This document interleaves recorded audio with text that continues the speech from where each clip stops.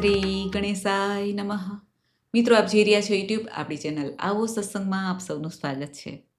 મિત્રો, આજે આ વિડીયોમાં આપણે સાંભળવાના છીએ તારીખ 19 માર્ચ 2026થી લઈને 17 એપ્રિલ 2026 સુધી ચાલતો ચૈત્ર માસના મહિમા વિશે. જે ચૈત્ર માસમાં માતા મહાશક્તિ નવદુર્ગાની ઉપાસના થાય છે, સાથે જ ભક્ત અને ભગવાનનો જન્મોત્સવ પણ મનાવાય છે. ભગવાન શ્રી રામજી અને શ્રી હનુમાનજી એવો આ શુભ અને મંગલકારી મધુમાસ કહેવાય છે.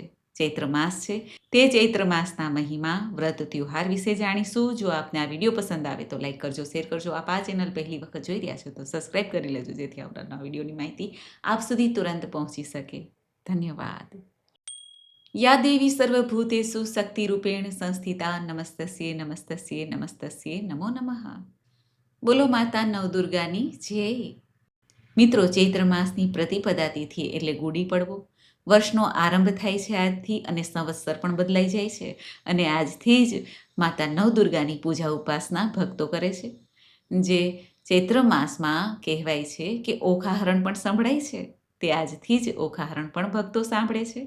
ચૈત્ર માસને મધુમાસ કહેવાય છે. મધુ અર્થાત મધ, જે ગળ્યો માસ છે.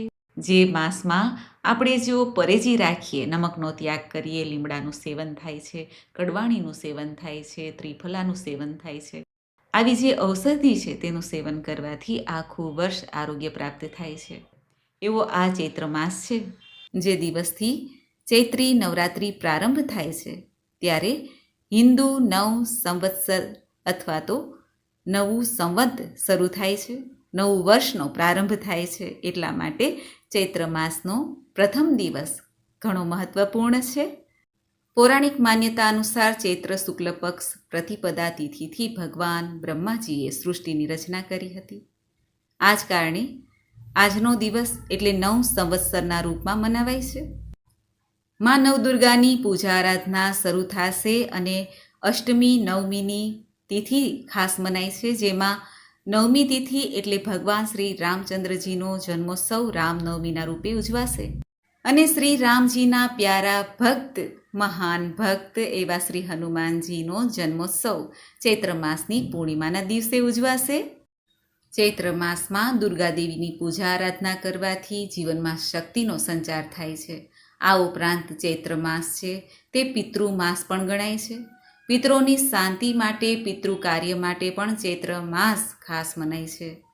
આમ દેવી દુર્ગા કે જે ચૈત્ર માસના દેવી ગણાય છે, ચૈત્ર માસમાં ખાસ કરીને દુર્ગાજીના નવ સ્વરૂપની પૂજા આરાધના ભક્તો શરૂઆતથી જ કરે છે. એટલે કે પ્રથમા તિથિથી લઈને નવમ તિથિ સુધી ચૈત્ર નવરાત્રિ રહે છે.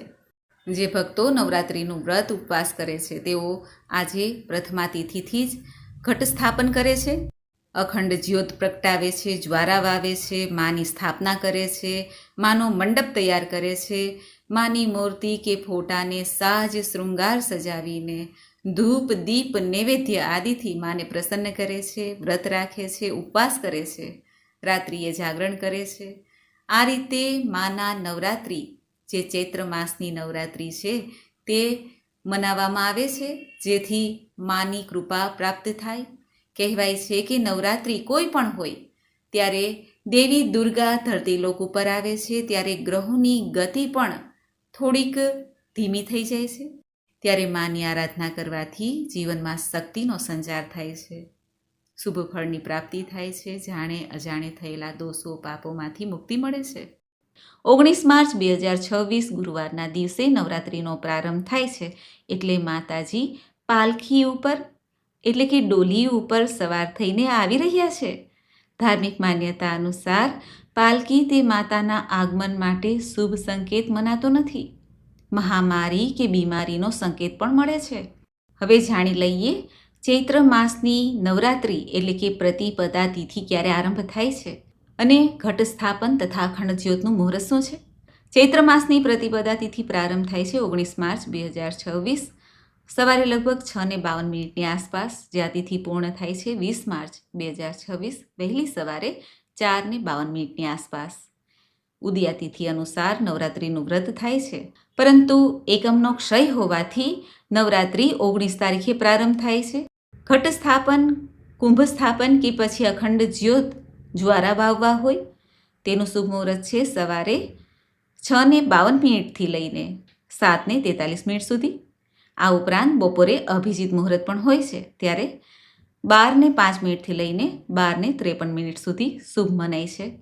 આ ચૈત્ર માસમાં પિતરોની કૃપા પ્રાપ્ત કરવા માટે પીપળાનું નિત્ય પૂજા અર્ચના કરવી જોઈએ. પીપળાના વૃક્ષમાં જલ અર્પિત કરવું જોઈએ. કાળા તલ અને થોડું દૂધ મેળવીને ચડાવવું જોઈએ. પ્રદક્ષિણા કરવી જોઈએ. પિતરોની શાંતિ માટે પ્રાર્થના કરાય છે, ઉપાય કરાય છે, જેથી પિતૃદોષમાંથી મુક્તિ મળે. ચૈત્ર મહિનામાં સૂર્યદેવ ઘણા પ્રસન્ન રહે છે અને રવિવારના દિવસે તો સૂર્યદેવની પૂજા આરાધના વ્રત પણ રખાય છે. સૂર્યની જે ધાતુ છે, તાંબાની ધાતુ છે, લાલ વસ્ત્ર છે, ઘઉં છે, મસૂરની દાળ છે, તે દાન આપી શકાય છે. માતા મહાલક્ષ્મીની કૃપા પ્રાપ્ત કરવા માટે, ભગવાન નારાયણની કૃપા પ્રાપ્ત કરવા માટે નિત્ય તુલસીજીને દીપદાન કરવું જોઈએ. વૈવાહિક જીવન પણ ખુશહાલ રહે છે અને આર્થિક તંગી પણ નડતી નથી. અત્યારે ઉનાળાની ઋતુ હોય માટે વૃક્ષો લતાઓને જલથી સિંચન કરવું, વૃક્ષ વાવવા પણ જોઈએ અને વૃક્ષનું જતન પણ કરવું જોઈએ. પશુ પક્ષી કોઈ પણ પ્રાણી માટે પણ જળની વ્યવસ્થા કરવી શુભ મનાય છે. પુણ્ય પ્રાપ્ત થાય છે. આ ચૈત્ર માસમાં ગાય તથા બળદની સેવા પૂજા અવશ્ય કરવી જોઈએ. ચૈત્ર માસમાં જરૂરિયાતમંદને વસ્ત્ર છે, છત્રી, જૂતા, ચપ્પલ આદિ દાન કરવું જોઈએ. અન્નનું દાન, ધનનું દાન કરવું સર્વશ્રેષ્ઠ મનાય છે. ગુડી પડવાના દિવસે ભગવાન શ્રી રામચંદ્રજી જે વનમાંથી પાછા આવ્યા 14 વર્ષનો વનવાસ કાપીને, એટલા માટે ઉત્સવ મનાવાય છે આ ચૈત્ર માસમાં. અને આ ચૈત્ર માસમાં જ ભગવાનને રાજગાદી પ્રાપ્ત થઈ, અયોધ્યાના રાજા બન્યા. શાસ્ત્રમાં ચૈત્ર માસનું વિશેષ મહત્વ છે. ચિત્રા નક્ષત્રથી યુક્ત પૂર્ણિમા હોય માટે આ માસને ચૈત્ર માસ કહેવાય છે. ચૈત્ર માસમાં એવું શું કરવું, શું ન કરવું તે આપણે પહેલાં જાણી લઈએ. ચૈત્ર માસમાં સવારે વહેલા ઉઠીને આત્મવિશ્વાસની વૃદ્ધિ માટે, તણાવ મુક્ત રહીએ એ માટે ઈશ્વરની આરાધના કરીએ, મંત્ર જાપ કરીએ. ભગવાન શ્રી રામચંદ્રજીનો, દુર્ગા દેવીનો, ગાયત્રી મંત્રનો જપ કરી શકાય છે. ભગવાન સૂર્યદેવના જે 12 નામ છે તેનો જપ કરી શકાય છે. ચૈત્ર માસ સૂર્યનારાયણ સાથે પણ કનેક્શન ધરાવે છે. કેવી રીતે? આ ચૈત્ર માસમાં સૂર્યદેવ મીન રાશિને છોડીને પોતાની ઉચ્ચ રાશિ, મંગલની રાશિ અને પરમ કલ્યાણકારી રાશિ, જેમાં સૂર્યનારાયણ દેવ પરમ તેજસ્વી રીતે ગતિ કરશે, તે છે મેષ રાશિ. મેષ રાશિમાં ભગવાન સૂર્યનારાયણ દેવ પ્રવેશ કરશે. એટલા માટે પણ આ ચૈત્ર માસમાં સૂર્ય ઉપાસના કરવાથી, મંગલ કાર્ય કરવાથી લાભની પ્રાપ્તિ થાય છે. એવું પણ મનાય છે કે સૂર્ય ઉપાસના કરવાથી બધી પ્રકારની મનોકામના પૂર્ણ થાય છે. જીવનમાં યશ, કીર્તિ, ધન, વૈભવ, સ્વાસ્થ્ય પ્રાપ્ત થાય છે. દીર્ઘાયુની પ્રાપ્તિ થાય છે. ચૈત્ર માસમાં ભૂલથી પણ આ કાર્ય ન કરવા. ક્યાં? ભોજનમાં જો બની શકે તો દૂધનું સેવન ન કરવું, કારણ કે પચવામાં ભારે દૂધ પડે છે. અત્યારે પાચન શક્તિ ઘણી નબળી રહે છે ચૈત્ર માસ દરમિયાન આ તાપમાં. એટલા માટે દૂધનું સેવન બની શકે તો ન કરવું, ઓછું કરવું. અને વાસી ભોજનનું સેવન ન કરવું, બીમાર પડી શકાય છે. ચૈત્ર માસમાં પાચન શક્તિ કમજોર હોય એટલા માટે આ મહિનામાં ખાસ કરીને દહીંનું સેવન કરી શકાય છે, છાશનું સેવન કરી શકાય છે, જે આપણા આંતરડામાં ઠંડક પહોંચાડે છે, શરીરને ઠંડક પહોંચાડે છે, ગરમીથી મુક્તિ આપે છે. કારણ કે વાતાવરણમાં પણ ગરમી રહે છે અને જો શરીરમાં પણ ગરમી રહે તો ચામડીના રોગ આદિ થઈ શકે છે. ચૈત્ર માસમાં નમકનું સેવન કરવાથી બચવું જોઈએ. જો કે સંપૂર્ણપણે આપણે નમકનું સેવન ન કરી શકીએ તો સિંધવ નમક આવે છે, પહાડી નમક જેને કહેવાય છે, તેનું સેવન કરવું લાભકારી છે. ચૈત્ર માસમાં અલુણા વ્રત પણ આવે છે. 1 દિવસનું અલુણા વ્રત કરી શકાય છે. અલુણા અર્થાત જેમાં લૂણ એટલે કે નમકનું સેવન નથી થતું. 2 દિવસ અથવા 3 દિવસનું વ્રત રાખાય છે. ચૈત્ર માસમાં ઓખાહરણ સાંભળવાનું મહાત્મય છે. તાવ, તરિયો, એકાંતરિયો આદિ જે રોગ, કષ્ટ, પીડા છે, શારીરિક માનસિક કષ્ટ છે, તેમાંથી મુક્તિ મળે છે. આ માસમાં ખાસ કરીને જે શેકાયેલી વસ્તુ છે, જેમ કે શેકેલા ચણા છે, તેનું પણ સેવન ન કરવું જોઈએ. પેટમાં અપચો થઈ શકે છે. આ મહિનામાં ફળોનું સેવન કરી શકાય છે, તે લાભ આપે છે.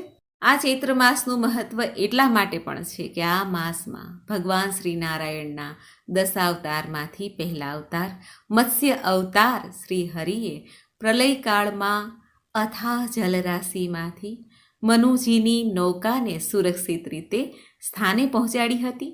ત્યારબાદ મનુ અને શત્રુપાથી નવી સૃષ્ટિની રચના થઈ હતી. આ ચૈત્ર માસના ઈષ્ટદેવ ભગવાન સૂર્યનારાયણ દેવ, મા દુર્ગા અને શ્રી રામજી કહેવાય છે. આ ત્રણેય દેવતામાંથી કોઈ પણ એક દેવતાની પણ પૂજા કરવામાં આવે તો સંકટોમાંથી મુક્તિ મળે છે, પુણ્ય પ્રાપ્ત થાય છે. આ માસમાં ભક્તિ અને સંયમને ખાસ માન અપાય છે. આ મહિનાથી વસંત ઋતુની વિદાય થાય છે અને ગ્રીષ્મ ઋતુનો પ્રારંભ થાય છે. ગરમી વાતાવરણમાં વધતી જાય છે અને વાતાવરણમાં બીમારીનો ખતરો પણ રહે છે. એટલા માટે સ્વાસ્થ્ય પ્રતિ વિશેષ સાવધાની રાખવી જોઈએ. ચૈત્ર મહિનામાં ભોજનમાં અનાજનો ઉપયોગ જેટલો થાય એટલો ઓછો કરવો જોઈએ અને ફળોનો ઉપયોગ વધુ કરવો જોઈએ અથવા જલનું સેવન વધુ કરવું જોઈએ. આપણે જાણી લઈએ કે ચૈત્ર માસમાં ખાસ ત્યોહાર ક્યાં આવે છે.